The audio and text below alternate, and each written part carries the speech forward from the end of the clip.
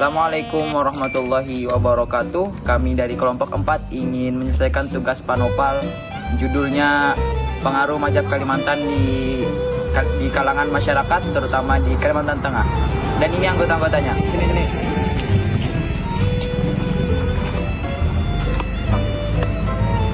Selamat menyaksikan.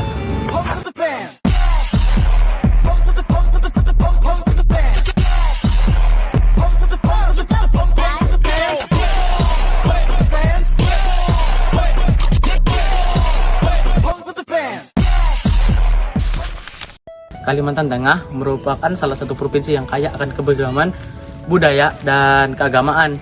Namun di balik keberagaman itu ada pengaruh kuat dari berbagai mazhab yang membentuk cara masyarakat memahami dan mengamalkan ajaran Islam. Lalu bagaimana saja pengaruh kuat yang di Kalimantan, terutama di Kalimantan Tengah? Sejarah singkat mazhab di Kalimantan. Ya. Jadi, masuknya sejarah Islam di Kalimantan itu tidak terjadi secara merata, melainkan Islam dibawa oleh para pedagang dari Arab, Gujarat, dan Jawa sejak abad ke-15.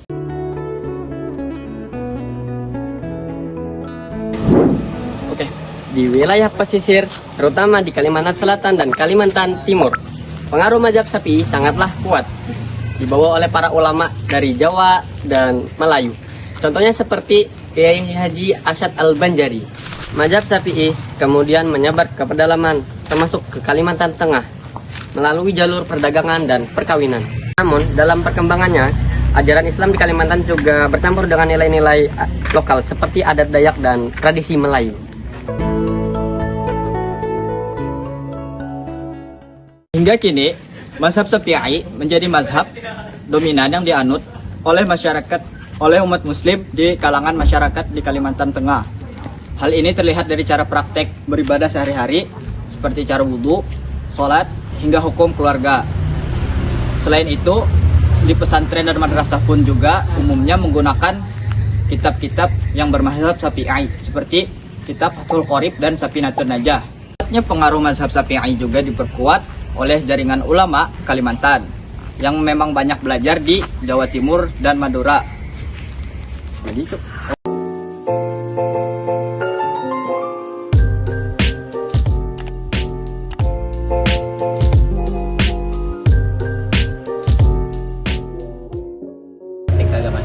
Namun menariknya, praktik keagamaan di Kalimantan tidak sepenuhnya kaku mengikuti mazhab. Perpaduan hukum Islam dan tradisi lokal, seperti pernikahan yang terdapat unsur Dayak. Misalnya, begawi atau mangan adat. Nilai-nilai Islam tetap dijaga sehingga terjadi keseimbangan antara agama dan budaya. Nah, meski di Kalimantan Tengah dominan mazhab Syafi'i, tidak berarti tidak ada pengaruh dari mazhab lain. Dalam 2 dekade terakhir, mazhab Hambali mulai dikenal melalui dakwah kelompok Salafi. Media sosial dan pendidikan luar negeri turut mempercepat penyebaran hal baru ini. Hal ini kadang menimbulkan perbedaan dari praktik ibadah, namun juga memperkaya pemahaman keagamaan di tengah masyarakat. Yang penting adalah semangat belajar dan toleransi dan saling menghormati perbedaan yang sudah lama menjadi ciri khas masyarakat Kalimantan. Di Kalimantan bukannya sekedar aliran fikih, melainkan bagian dari identitas sosial dan budaya masyarakat. Mazhab Syafi'i menjadi fondasi utama yang membentuk karakter Islami moderat, damai, dan bersahabat.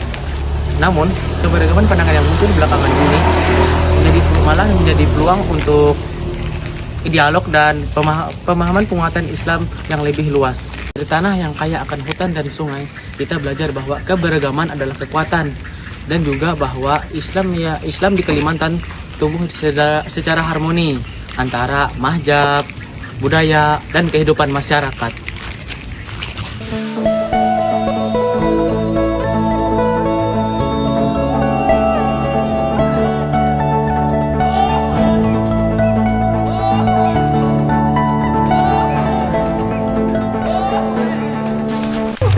Ya, di Kalimantan Tengah ini kehidupan umat Islam terdiri dari 2 organisasi besar yang kita kenal dengan nama Muhammadiyah dan NU. Dua-duanya punya peran besar dalam membentuk wajah Islam di negara ini. NU dengan tradisi amalan khasnya yang berakar dari mazhab Syafi'i, dan sementara Muhammadiyah lebih fokus kepada pembaruan Islam yang langsung merujuk ke Al-Quran dan Sunnah. Nah, disinilah pentingnya memahami bagaimana pengaruh mazhab pembentuk peran NU dan Muhammadiyah dalam kehidupan bermasyarakat. Assalamualaikum warahmatullahi wabarakatuh. Jadi kami ingin mewawancarai jamaah dari masjid apa, Bang? Sayyidah Maryam. Masjid Sayyidah Maryam tentang pengaruh mazhab Kalimantan di kalangan masyarakat, terutama di Kalimantan Tengah. Jadi gimana Pak pengaruh mazhab di Kalimantan terutama di Kalimantan Tengah?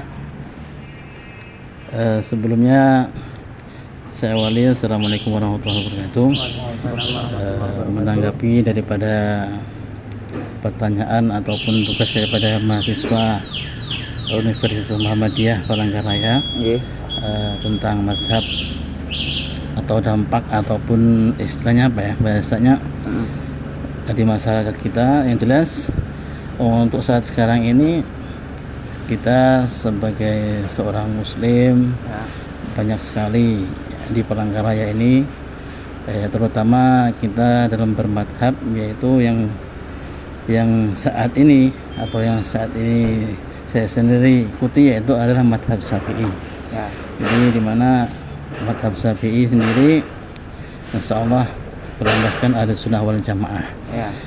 Jadi dampaknya adalah sangat besar sekali, apalagi di zaman era modern seperti ini banyak sekali mazhab-mazhab, mungkin itu ada mazhab Hanafi, Hambali dan lain sebagainya, ataupun aliran-aliran Islam banyak sekali, karena sesuai daripada sabda Rasul, umat Islam nanti pada akhir zaman akan terpecah belah menjadi 70 golongan.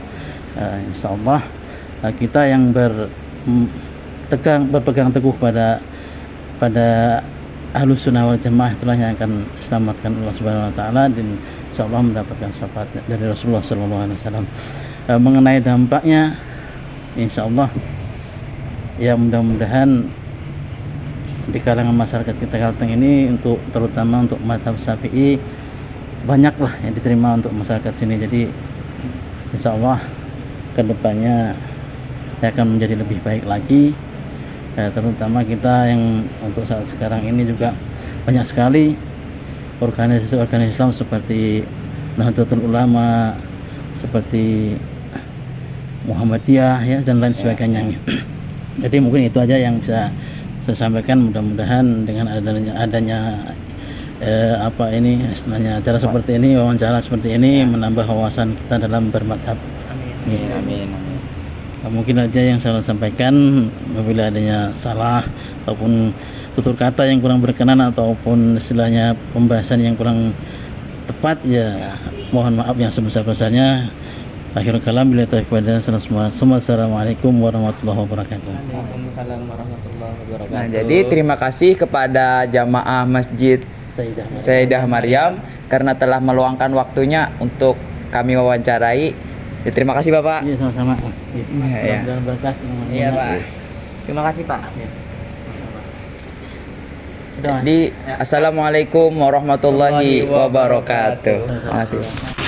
Selain mazhab Syafi'i sebagai dasar fikih, perkembangan Islam di Kalimantan Tengah juga dipengaruhi oleh dua organisasi besar. Yang pertama yaitu NU, yang kedua yaitu Muhammadiyah.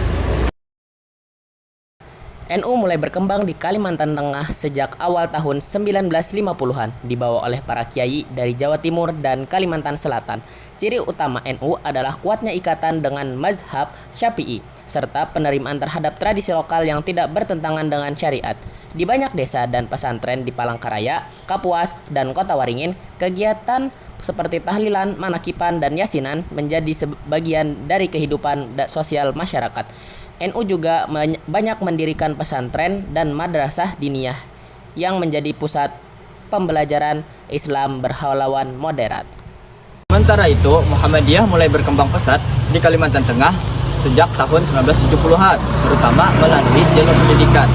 Sekolah-sekolah Muhammadiyah menjadi wadah penyebaran nilai-nilai Islam yang rasional, modern, dan berorientasi pada kemajuan.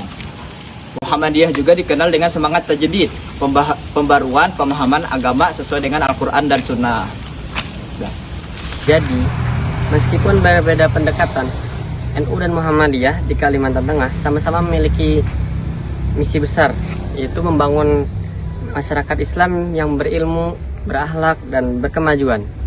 Dalam konteks lokal, banyak warga yang bahkan menggabungkan nilai-nilai keduanya, menghormati tradisi sebagaimana NU, tetapi juga berpikiran modern dan rasional seperti Muhammadiyah. Kolaborasi ini menjadikan fondasi penting bagi Islam di Kalimantan Tengah.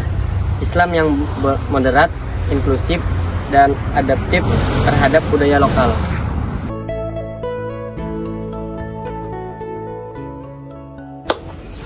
Jadi kesimpulan dan saran dari apa yang telah kami buat membuat video dan mewawancarai salah satu jamaah Masjid Sayyidah Maryam, yaitu yang kami dapat pengaruh mazhab Kalimantan terutama di Kalimantan Tengah, yaitu dampaknya besar sekali dan juga luas, terutama dari tata cara beribadah dan juga bermasyarakat, dan juga masih menjaga kearifan lokal dan budaya. Dan juga kita tidak boleh membeda-bedakan satu sama lain. Yang ini seperti terdahulunya 1 Syawal dan juga tidak berkunut. Yang patut kita permasalahkan ialah mereka yang tidak sholat subuh dan juga mereka yang ikut hari raya tapi tidak berpuasa. Seperti yang dijelaskan dalam surah Al-Hujurat ayat 13 yang berbunyi, Bismillahirrahmanirrahim. Ya ayyuhan nasu inna khalaqnakum min dzakarin wa unsa wa ja'alnakum syu'uban wa qabaila lita'arafu. Inna akramakum 'indallahi atqakum. Innallaha 'alimun khabir.